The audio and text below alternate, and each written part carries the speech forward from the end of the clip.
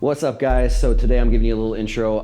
This video is from some educational content from my app. So this is actually from my members app, my members site, and this is a little bit more in the nitty gritty.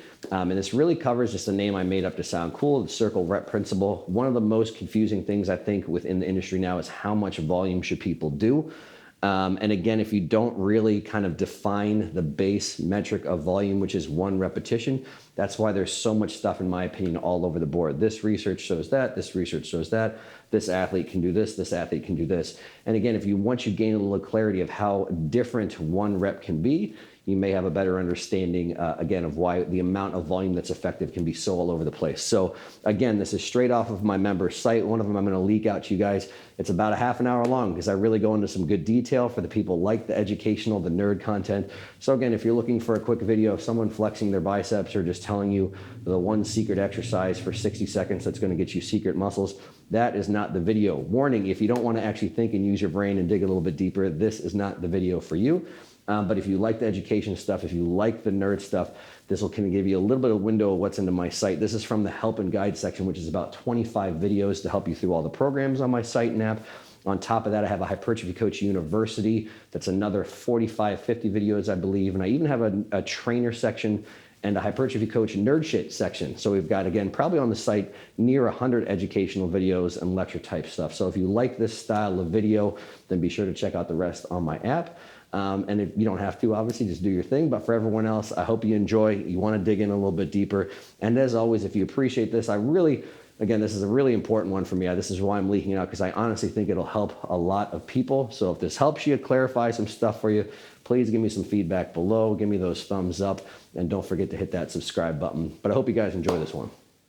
All right, the circle rep principle. What the heck is this all about? Fair warning for this video, I will probably redo this video. This has been something that in some capacity has literally been mulling around my brain, possibly for months, years now, maybe.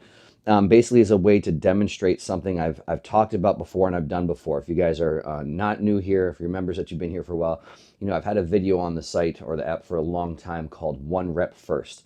And so really talking about, you know, what one repetition really means, as far as its impact on the rest of training, you know, and really clearly defining that one rep, that's what this says up here, one rep is the base metric of volume, and really of tracking and measuring volume, and how I think that is a very overlooked, basically principle within the training world. So basically all of this is just hopefully something in my brain, at least, we'll find out what you guys think, is a good way to basically visualize what I'm talking about and hopefully really see how big of an impact one repetition can have on really volume and everything basically from that. And so what I mean by the base metric of volume is really the fact that, you know, if people look all the time at how many sets, you know, am I doing and how many total sets, you know, over the course of maybe for a given exercise, for a given body part, for a given workout, you know, and over the course of a week, you know, so people are definitely talk a whole lot about volume. People have started to really obviously realize not every single rep is the same within a given set as well. You know, so I've talked a couple times in these videos about the Chris Beardsley effective reps theory, which I think is great, which basically says that obviously the last reps of a working set are obviously going to be different and have more effect basically than the first reps. And that's a good theory, not just for people that basically train actually to failure, but in my opinion, for people that train in close proximity of failure, explaining why both of those methods can be effective in putting on tissue. So again, people have talked a little bit about, obviously, or they've talked a lot about volume. They've talked about a lot about reps and sets. We've even discerned a little bit that not every single rep within a set is the same.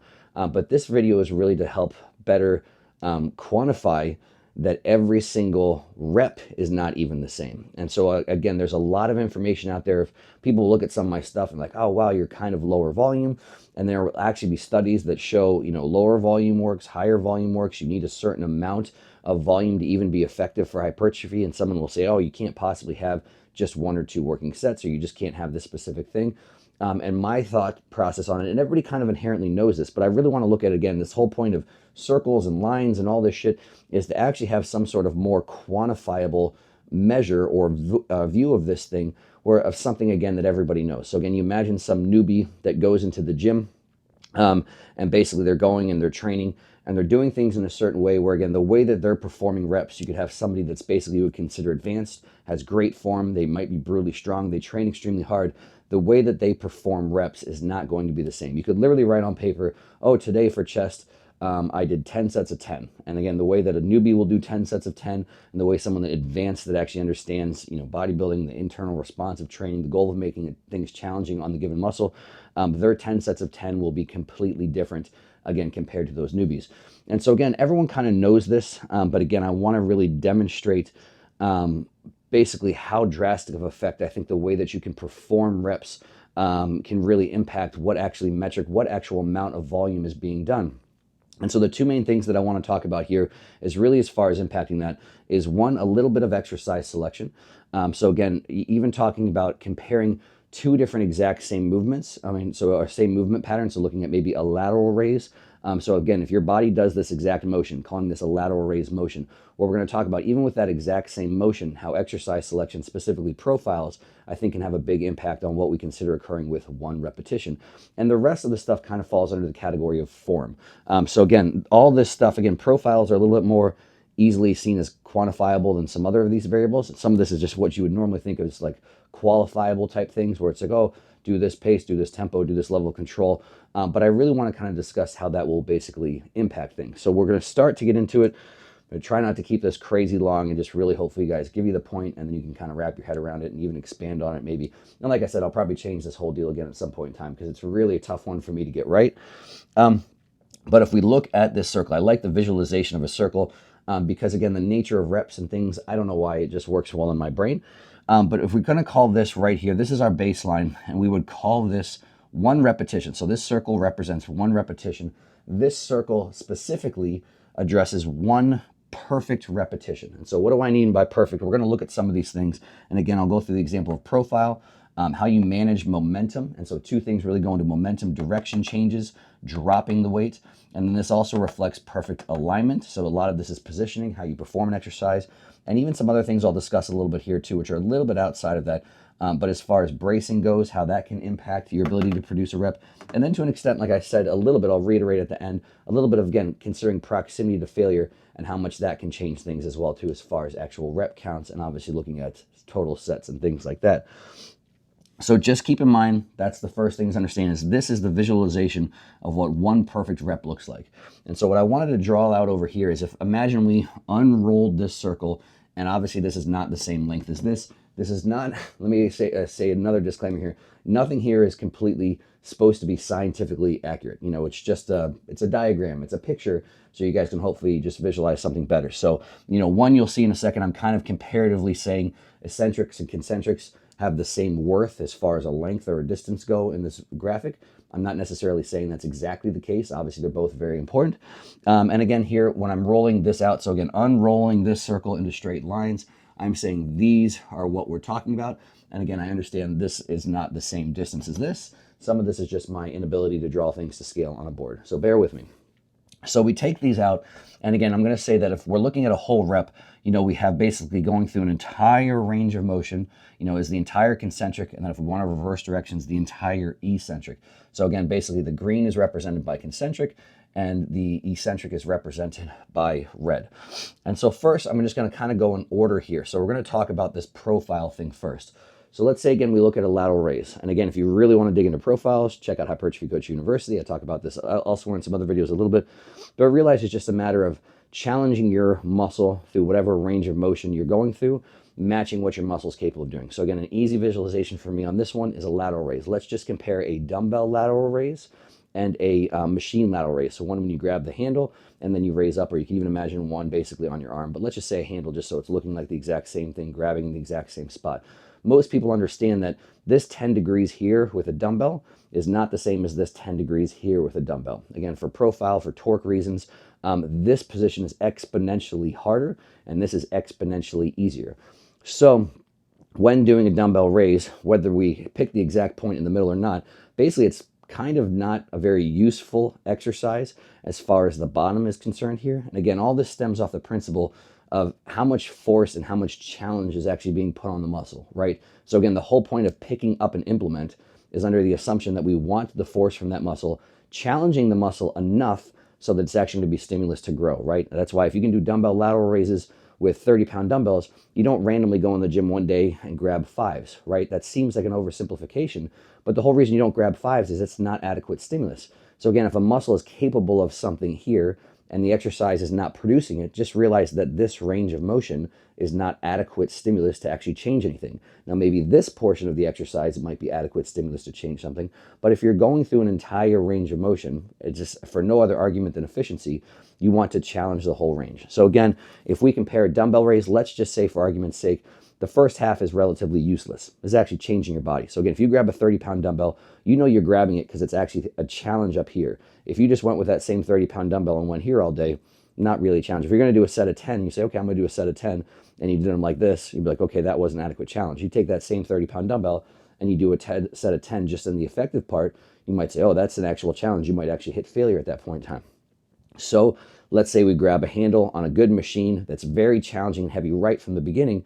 As you go through that entire range of motion, again, a little bit different from machine to machine, but let's just say for argument's sake, there is adequate force through the entire range, right? So right from the get-go, even where you're strongest from a delt standpoint, basically you are getting more challenge or adequate challenge right from there. So you're getting adequate challenge through the entire range of motion.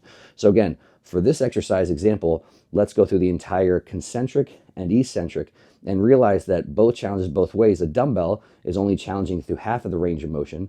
A machine might be challenging through the entire range of motion. So if we would call both of those 1 rep for a lateral raise, why would we assume they have the same effect? Because again, only half of the range of motion is effective from a force production standpoint. So if again, this is the rolled out perfect rep up here, well, let's say we have a poor profile and there's some of them, it's again, it could be just a part, maybe not matching what you could do. It could be in this case like half. So let's just say we go in half. So if we were literally measuring reps now and counting reps and sets and total volume, if we were comparing 10 sets of 10 on lateral raises, I don't know why I do these high numbers, I don't know, but we're doing 10 sets of 10 on lateral raises.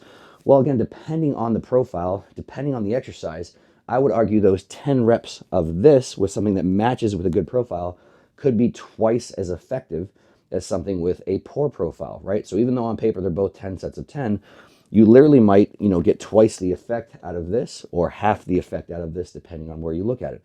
So again, hopefully you're seeing the direction I'm going with this. So someone could say, oh, well, you're a lower volume.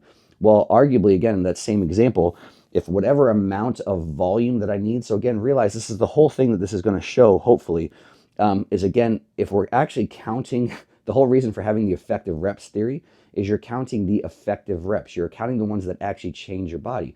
And so again, when you're doing a lateral raise, half of the range of motion isn't changing your body. If it's a dumbbell, only the top half is. So again, if we're actually counting effective volume, this could be the reason why for a dumbbell raise, again, with these types of reps, you might need to do 10 sets of 10. Maybe I could have the exact same effect. And again, this isn't exact math, but get the principle. Maybe I could have the exact same effect, again, for an effective amount of volume, so it's force for some given volume. And again, my whole point of all of this is range of motion that's effective. Some of that counts as volume as well too, is that maybe you could do 5 sets of 10 and have the exact same effect. So hopefully just with this example, you can start to see where some discrepancy can exist as far as just going with exercises of different profiles. And again, if for no other reason, I would argue a better profile, again, will always be basically more efficient as far as the things that will actually change your body. So we're going to move on. I'm going to replace this. If this gets ugly at some point in time for me continually drawing over this, I apologize. But you get what you pay for. And let's be honest, this app is a bargain. So again, we're going back now again. So let's say we do direction changes. So we did the profile one, where basically, again, a poor profile will affect both the eccentric and the concentric as far as the efficacy. Again, realize again, this distance is going to measure. I'm trying to have the idea that this distance is going to be the base of 1 rep. So you're adding up the total distance of these lines, the culmination of it or whatever. And so again, let's say we do direction changes. So what do I mean by that? One of the most common forms of cheating is using momentum. And again, when you come to the end range of a joint, a very common thing is for people to bounce out of there. It's basically a collision. You're using the momentum of that collision to move the weight. And realize, again, if you're going to the bottom, it's people that, you've seen it before. Someone does a bench press, and then as they get to the bottom, they just bounce off their chest. They bounce off a joint, whatever it is. So sometimes on both direction changes, people bounce They use that collision, they use that momentum to move the weight. Just realize the simplistic idea that if momentum is moving a weight, your muscle is not. So if we have a same range of motion, again, stretched out, this is the entire concentric, the entire eccentric. The ends are going to represent the direction changes. If you bounce, we shave off the ends.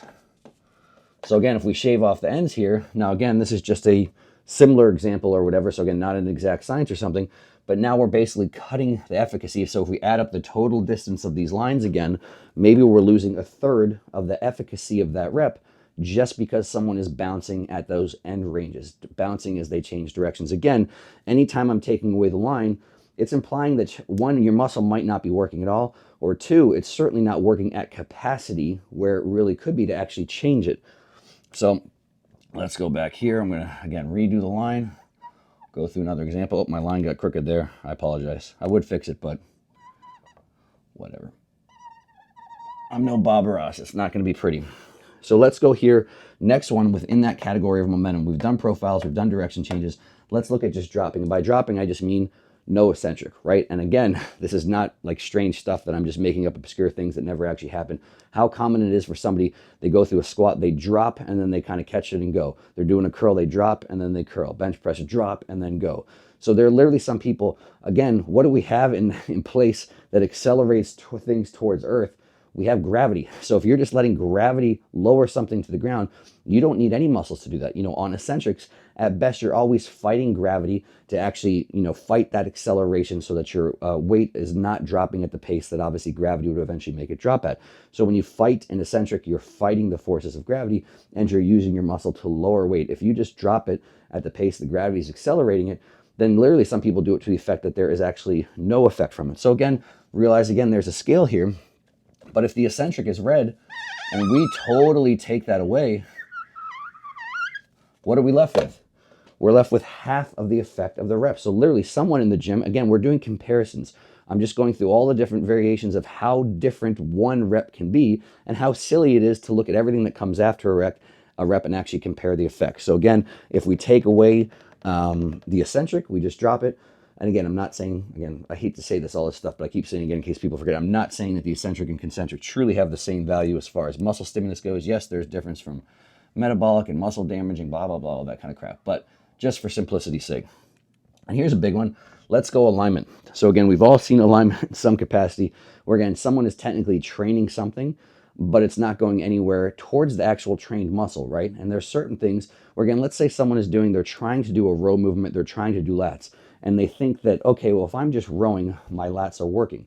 Now, again, the exact amounts on this aren't important. Same thing for chest. I'm doing a bench press for chest and going like this. Now, I'm not implying that there is absolutely no chest working, and I'm not implying there's absolutely zero lat working, but I've seen some people with some exercises where it's pretty damn close to zero, right? Now, again, in the bodybuilding world, in the muscle building world, the whole point of an exercise is to have an effect, not just the ability to move A to B, not just the ability to progress and overload the ability to move A to B, but the ability to train and target a muscle and obviously progress the challenge specific to that muscle.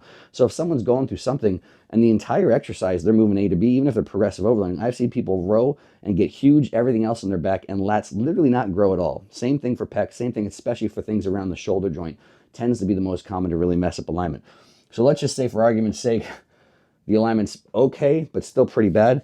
This is literally what can happen as far as, let's say, the chest is concerned. So again, someone's form could be bad enough that maybe of all the work being done, and all the force being produced to move something from A to B, 75% of it could be coming from shoulders and triceps, 25% of it could be going to chest. Now again, this is a little bit of a tricky one because again, like I said, something's working. If you go from benching, a 45-pound bar to 405 like this, even if your chest doesn't grow at all, something is still going to grow. But again, I'm just saying, keep in mind the notion of, obviously, if we're counting volume, we're counting stuff, people are like, oh, how much volume can my chest tolerate? How much volume do I do within this chest workout, within this whatever? Well, if we're looking at your chest, sometimes it might actually be getting 0 or 25% of what you're actually writing on paper. And so I'm not going to go too much into these last ones. But again, just realize this notion of bracing. And I've talked about this before. And again, there's a whole bunch of examples on this one. But what is actually the limiting factor in the exercise? So again, if we're looking at what effective reps actually change. If we even go back to that effective reps theory, that it's the last 5 reps up to failure change things, that you really need to get to that level of, again, approaching muscular failure for the targeted muscle. If you have an exercise with poor bracing, that might not even actually be the limiting factor. Again, I always use the example, it's extreme, but it's the same, of not using a leg press or using a leg press without a back pad. So let's say you're doing a chest fly or a chest press standing up. If you actually started fresh on that, so I'm not saying that's bad all the time, but if that was your main chest movement, there's a reason people don't do a standing chest press as your main movement. You would have so much weight you'd be having basically to try and balance and manage with your body, using abs, using all sorts of stuff to try and hold in place, leaning forward, that it might just be so systemically fatiguing that if there's no bracing, you're not even getting remotely to that, again, those last 5 effective reps, because everything else is fatiguing before your chest ever does. And the last thing, again, is kind of in that nature of proximity to failure. People want to count. Again, everyone seems to agree. Let's just put a line in the sand somewhere for argument's sake that you need to be within the last 5 reps relative to failure, right? So again, you don't have to train to failure, but even if you need training, 1 rep short of failure, 1 rep in reserve, 2 reps in reserve, 3 reps in reserve, all of those can still produce results. There are some people that think they're training 2 and 3 reps in reserve, and in reality, they're training 8 reps in reserve. So some people are like, man, I can't change anything. They're like, look, I'm counting my volume, I'm looking at my effective reps and this, and it's all based on their own perception of how close they are to failure. And from my professional experience, there are some people that aren't producing results because they think they're 1 or 2 reps short of failure, but in reality, they're 8 or 9 reps short of failure. So again, all of this stuff, if we're counting volume, to have some idea of the impact it's going to have on our physique. Yeah, they might burn some calories, but they might be nowhere near the point where it is actually going to change their physique with adequate force. So the one thing where I want to kind of put all this stuff together is, okay, if we're looking at something here, let's use an example. And again, it's an extreme example, but this exists, and realize I'm going to paint a picture again of, there's this notion of the perfect rep. So this is someone that they've got great exercise selection. So they're picking something that's extremely challenging through the entire range of motion. They're doing no bouncing on direction changes. They don't ever drop it. Their alignment's perfect. All of their effort is going right to the muscle they're trying to train. They're braced, they're locked in. They're actually training in close proximity to failure. Their repetition has this culmination of distance. We could add up this whole distance here and say that is 1 rep. That is the base metric of everything else that we're building the program off of. Now let's say we just take the average person, maybe a beginnerish, maybe just has no self-awareness, and let's combine all of these things. So let's start with dropping. Let's take someone that just drops and say, okay, they say the eccentric, no eccentric, gone. So entirely right from the beginning, if someone drops, they're losing half the effective rep. And again, those aren't exactly the same. Let's say they do direction changes poorly. So they bounce at the end. So even on the concentric, they're even actually, because they're dropping so fast, as they change directions, they're losing the effect of that. Let's give them the alignment thing again. They're trying to do shoulders, they're bouncing, they're dropping, and they're not even getting to what they want to get to. So let's take off a little bit there, just because only half of the rep is actually being done by their chest, the other half is being done by shoulders and triceps. And then let's put in the profile thing again. So they actually have an exercise that has a poor profile, so we chop off half of that as well too, and we're left with, let's call that a quarter of the concentric portion is actually that part of the range of motion is actually the amount that is appropriate stimulus to produce a level of challenge. Now again, this is the place where there's adequate force production for muscles to potentially change.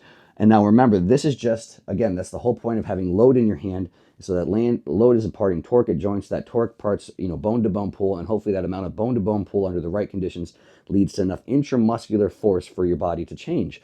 But then we all agree too, as everyone talks about volume, I wouldn't say volume is the main driver of hypertrophy, but it's volume of some amount of force is the main driver of hypertrophy. So you have to have some minimum effective volume to change things.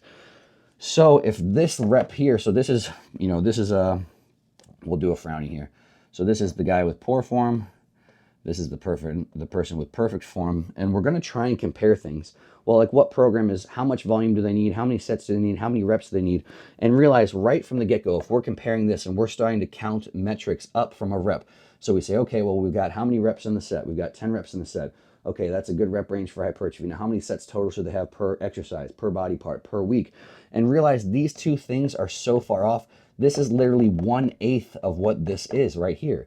And again, realize this is an extreme scale, but this is going to have some effect on everything. So this is going to have effect anecdotally. Again, when you and I walk in the gym now and we see Mr. Bad Form Beginner or Mr. Ego just swinging shit around or whatever it is, and we see Mr. Perfect Form Badass Robot. This is, I'm going to call this the Michaela line. If you guys don't know the Michaela Aycock, the epitome of basically perfect form, high intensity, just everything that you would want to have in your training. Outtrains 99.9% of other people that I've seen. So if we're actually going to compare programs of these two, they're not comparable. You can't actually say, okay, we're going to look at these numbers on paper and expect to have the same effect for this actual reason. And so realize we have everybody from the very beginner, ego swinger, just in there moving stuff, to the Michaela robot. And then we look at a whole lot of things in between here. So look at when we're looking at research, we're looking at studies, which has a lot of value. But again, where's the average person in there? Even if it's a trained individual, I have seen the trained individuals involved in studies. I have been a part, included, and actually qualified as a trained individual in studies that I participated in when I was in college.